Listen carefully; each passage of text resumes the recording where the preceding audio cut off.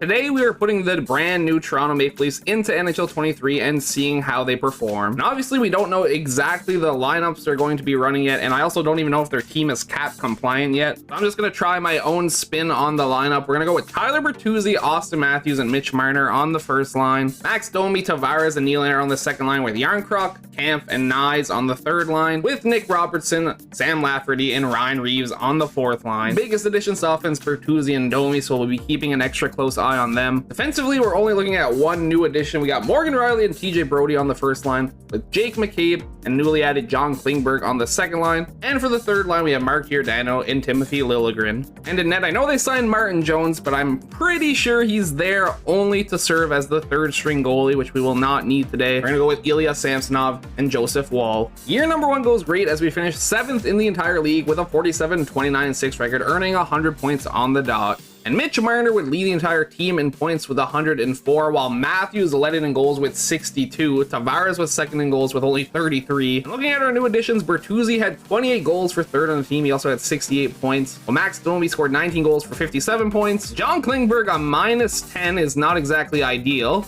but he still did better than Ryan Reeves, I would say, who racked up a whopping 138 penalty minutes. I wonder how many of those are from fighting. Answer was a lot, because he had 22 fights. Samsonov would win 40 games in the starting position. He played 64 games total. He had 3 shutouts, a 913 save percentage, and a 2.75 goals against average. While Wall struggled with 7 wins in 22 games played, an 884 save percentage, and a 4.13 goals against average. Kemper would lead the entire league in wins with 44 wins. He played 74 games, had 2 shutouts, a 901 save percentage, and a 3.15 goals against average. And unsurprisingly, Nathan MacKinnon is leading the league in points with 116. He is the NHL 23 version of McDavid. Definitely on top more than anyone else. Meanwhile, Matthews would actually lead the league in goals with his 62. McKinnon was one off of tying him. Now it's playoff time. We get a really fun first round matchup. We're against the Ottawa Senators, with Toronto being able to secure the win, beating them in 6 games. It was definitely a competitive series. We move on to round number 2 against the Tampa Bay Lightning. Second round goes even better as we beat the Tampa Bay Lightning in 5 games. 3 of our wins were 1-goal games, 2 of them going into overtime. We faced the New York Rangers in the conference finals. I'm pretty sure these New York Rangers still have Patrick Kane. It's not looking to matter. We're up 3-2 right now. Game 7 is not required as we beat them in 6 games and move on to the Stanley Cup Finals, where we face the Colorado Avalanche. And we are down 3-2 in the series, which means we have to win the last 2 games to lift the Stanley Cup.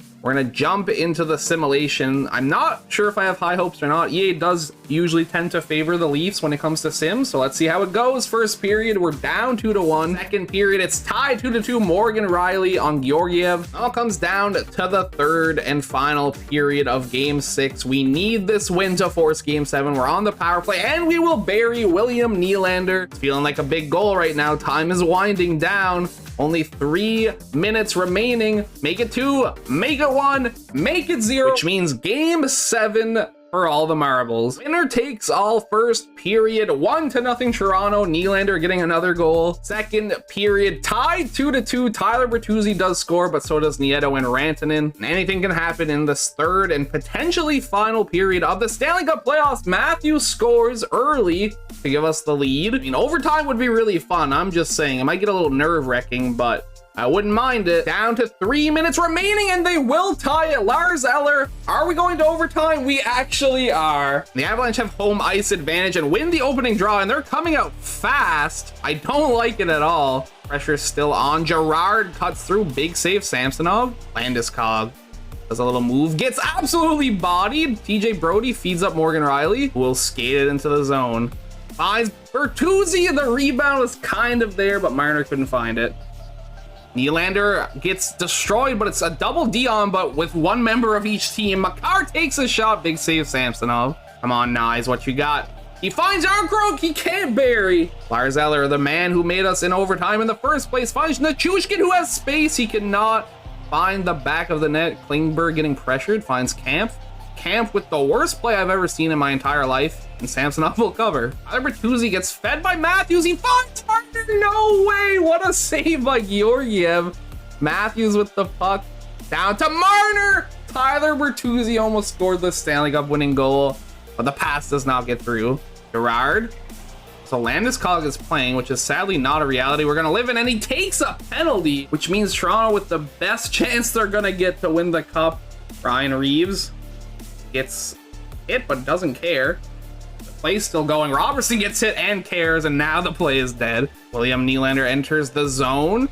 Takes his time, finds Liljegren, takes a shot, the rebound is there for Austin Matthews, and the Toronto Maple Leafs are your Stanley Cup champions after winning Game 7 in overtime. And then I turned my Xbox off and I went to bed. But hey, at least it happened somewhere, right? They're celebrating right now. I wonder who's gonna get the Conn Smythe. I have a pretty good idea. William Nylander was not my idea, but he is the one to receive it. And John Tavares will skate up to fake Gary Bettman. He'll shake his hand, and then he'll get to go around with the Stanley Cup. The question is, who is he going to pass it to? I do like seeing the first person the captain passes it to, because when you're watching CPU versus CPU, the computer does get to decide who they want to give it to. Cave, Nylander, Robertson, Nyes, Woll, Matthews, Samsonov, or Brody. He's got to give it to Matthews. No. And he gave it to Woll, who didn't even play in the game. Fair enough, I guess. I don't think he played a single playoff game. That is an interesting decision, but I'm not necessarily mad about it. We're gonna move on now. Looking at the playoff stats, Nylander had 32 points to lead the team, as well as 15 goals to tie to lead the team. Matthews was the second person with 15 goals. And Domi played amazing in the playoffs as well, 10 goals, 26 points. With Bertuzzi doing good as well, 7 goals and 17 points. Hey, I kind of lied. Woll played 1 game in the playoffs. He let 2 goals in. He played 42 minutes. Now, Samsonov, obviously 16 wins. He had 1 shutout, a 911 save percentage, and a 2.98 goals against average. Nylander led the league in points in the playoffs with his 32. McKinnon was trying to steal the spotlight again. He had 30, as well as Makar. While McKinnon was the closest in goals as well, as he had 14, Nylander, Matthews both led the league. In terms of the awards, McKinnon is your regular season MVP. He wins the Hart Trophy. James Norris goes to Drew Doughty, while Maselli is the Calder Trophy winner. Nylander obviously winning his Conn Smythe. Samsonov grabs the Vezina, while Georgiev grabs the William M. Jennings Trophy. And Couturier is your Frank J. Selke Trophy winner. Looking for the back-to-back Stanley Cup championships, year number 2 goes pretty much like year number 1. 101 points with a 48, 29, and 5 record. We would finish 6th in the entire league instead of 7th. Not gonna lie to you guys, we did lose Ryan Reeves. I don't know where he went. I signed him back. He just doesn't exist anymore. I looked at every single team. He's not there. I looked in the AHL. He's not there. I looked if he retired. Not there. He's just gone. We brought back Achari because he's only slightly better overall and will fill out basically the same role. Matthews is leading our team in points with 109, while also leading it in goals with 50. Samsonov still in the starting position. It doesn't look like he's getting back-to-back Vezinas, but 38 wins in 65 games played, 6 shutouts, a 904 save percentage, and a 3.03 goals against average. While getting 10 wins in 23 games played, 0 shutouts, an 896 save percentage, and a 3.11 goals against average. And it would be Vasilevsky leading the league in wins with 45. He had 5 shutouts, a 920 save percentage, and a 2.54 goals against average. McKinnon is back on top in the points department, 113 points to lead the league, while it would be Kucherov leading the league in goals with 57. We're on a quest for back-to-back cups here. It starts against the Buffalo Sabres in round number 1. We're starting with the Game 7 drama early as we go to Game 7 against Buffalo. And a first-round exit is kind of the staple around here. First period is 2-1 Buffalo. Thompson and Schwartz scoring, while Matthews gets a goal on Fleury, who is now a Buffalo Sabre. Second period, we're looking at Arvidsson scoring, as well as Järnkrok. We got a 3-2 hockey game going into the third period. Nylander tying it early on, 3 minutes in, a little bit under actually. And down to the final minute, the exact same amount of shots were going into overtime.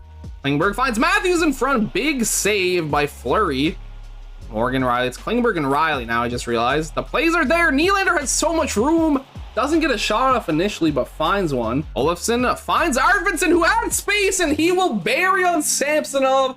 And this time we face a defeat in the Game 7 overtime, as we'll lose in round 1. No back-to-back Stanley Cup champions here. On the bright side, a Canadian team still wins it as the Calgary Flames beat the New York Rangers in the finals in 5 games to lift the Stanley Cup. Obviously, only playing 1 round, not many stats to look at, but Matthews, 6 goals in 7 games and 9 points to lead the team. He definitely did his job. While Samsonov, not very hot, an 873 save percentage and a 3.62 goals against average. And Lindholm led the entire league in playoff points with 31, while was Tage Thompson and Jason Robertson leading the league in playoff goals with 14, and back-to-back MVPs for Nathan McKinnon. Heiskanen winning the James Norris Trophy this year. Shane Wright grabbing the Calder from Connor Bedard. Backlund is your Conn Smythe Trophy winner, while Vasilevsky grabs the Vezina and Vanacek grabs the William N. Jennings Trophy. Sadly, we will not be making the playoffs in year number 3 as the Montreal Canadiens take the final Eastern Conference playoff spot with 95 points. We finish with 90 points of 43, a 35-4 record for 18th in the entire league. Matthews and Marner were both tied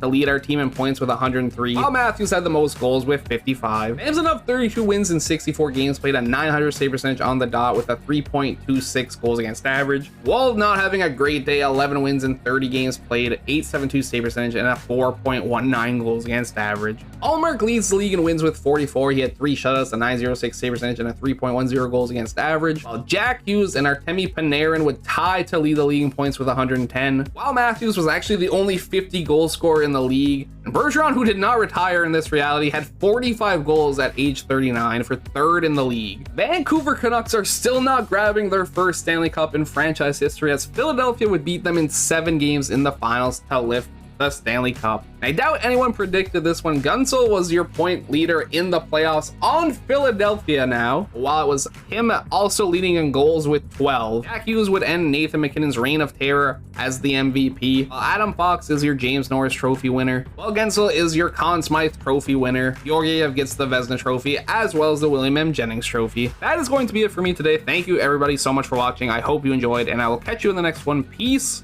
out.